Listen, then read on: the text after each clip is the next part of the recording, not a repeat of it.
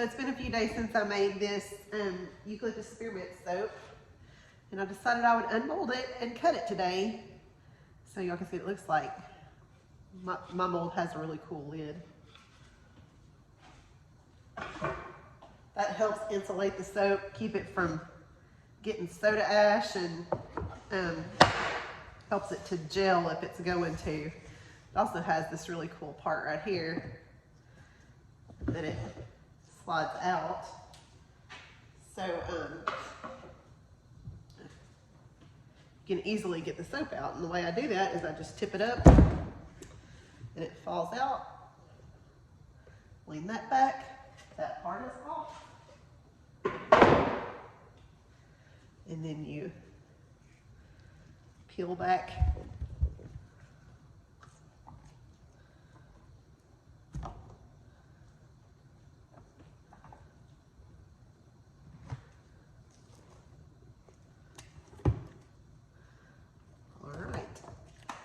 here's our soap loaf demolded. Get rid of the, oh, have to measure it. I have a ruler. I have to know which way to cut it. That weighs 10. Okay, this way. So, my soap mold from Workshop Heritage came with this handy dandy wire splitter. You can see it's got a guitar string. I just want to double check that again. Make sure I'm cutting it the right way.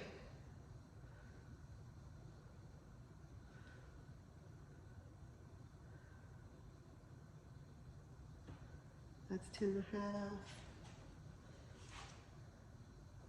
That's 10. Yep, okay, that's the right way. Now, this is the fragrance oil that riced severely when I put it into the soap. And I'm hoping the only thing we'll see from that is maybe some uncolored bits of soap. Oh, that's really pretty.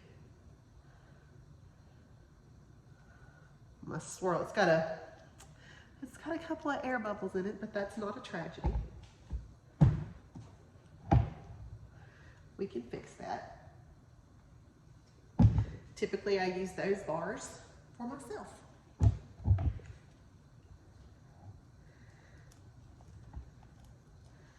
And so this big mold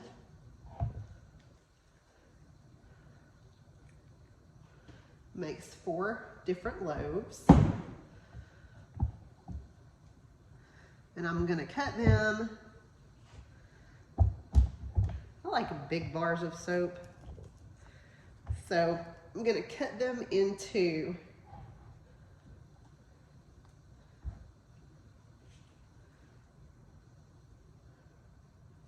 1.25" bars.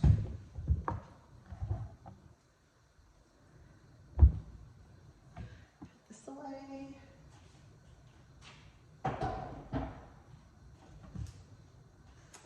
And this is my soap cutter. It's made by Plowboy's Wood Shop. I bought it secondhand, so I really don't know exactly where it came from, but I like it. So this soap cutter has this little adjustable thing right here. And that's how I determine how big the soap bars will be. And so I've measured it to cut 1.25". I'm kind of excited to know what the hole inside of this soap looks like. It's actually not too terrible. What I expected to see was lots of bits of uncolored soap, but the top is really pretty. It looking like it may be all right.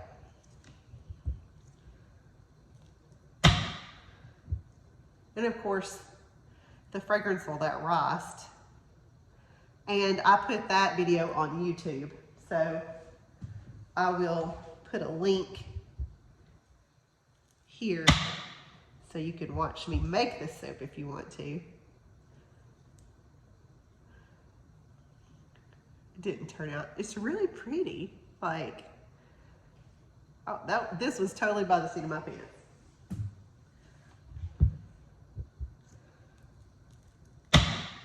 But the rising fragrance oil, I had never experienced that before. And you can kind of see that it's a little,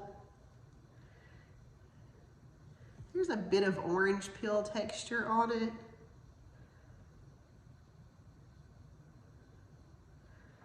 Honestly, I think it's totally fine. We shall see.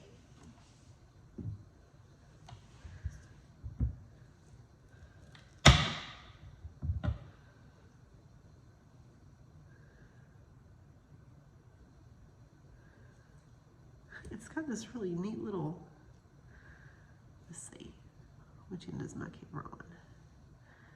This end. I wonder if it'll focus on that hole.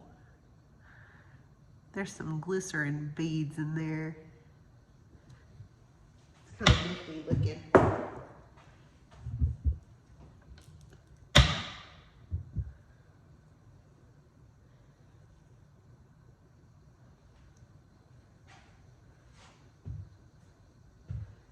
The colors are completely perfect for this fragrance.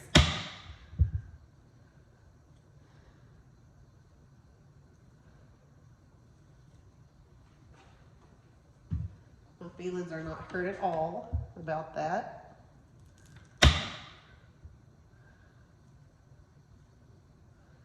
This is just a little sample bar. But the top is still really glittery.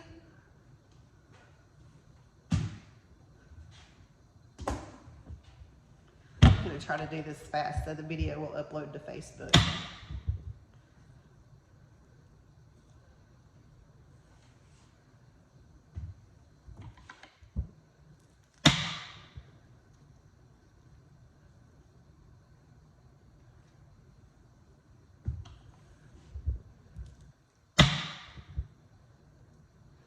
It's Eucalyptus and Spearmint, so I chose a cool blue. That looks like a heart.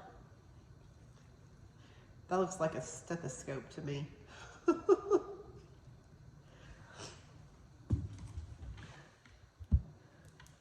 Anyway, the fragrance is Eucalyptus Spearmint, so I chose the cool blue and the cool green because I thought that was appropriate for the fragrance.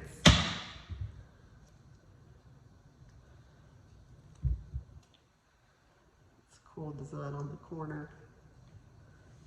It almost looks like marble. And as you use the soap down, of course, the design on the inside will change and morph.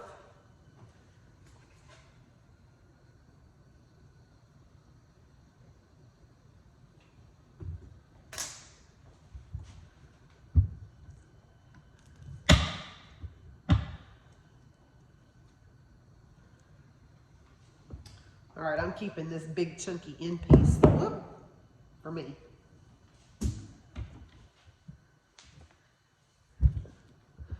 Almost done. This is the next to last log. Ooh, that turned out pretty. That one has lots of color.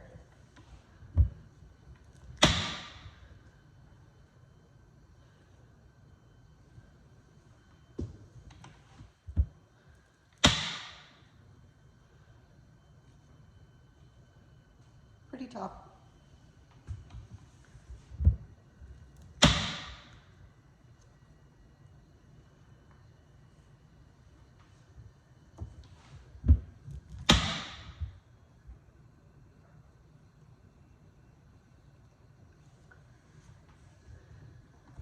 This soap has to cure and it'll be ready for sale in about 4 weeks.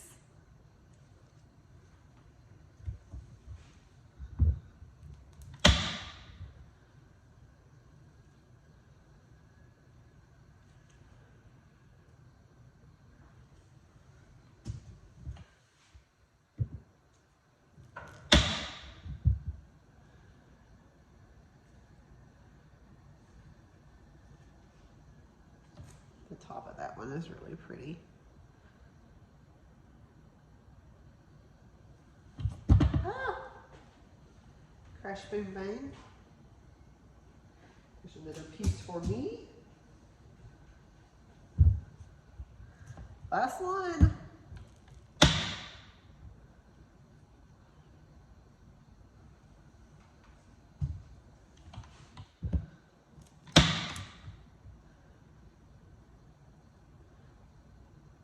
Does that look like a face? Like eyes, nose, mouth? That's really weird.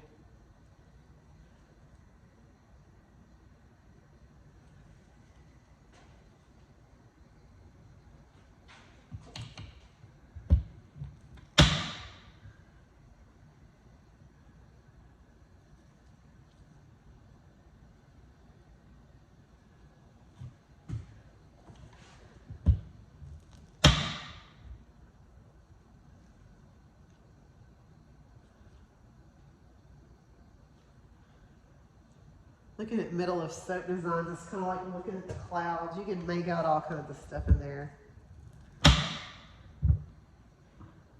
One of the very first soaps I ever made totally had the dragon face in it.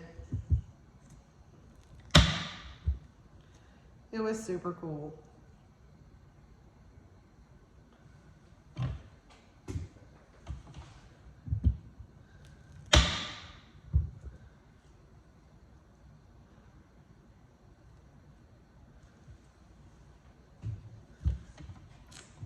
All right, last chop.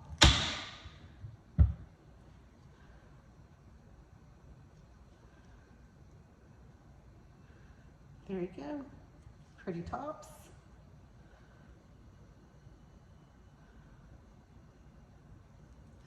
Pretty middles.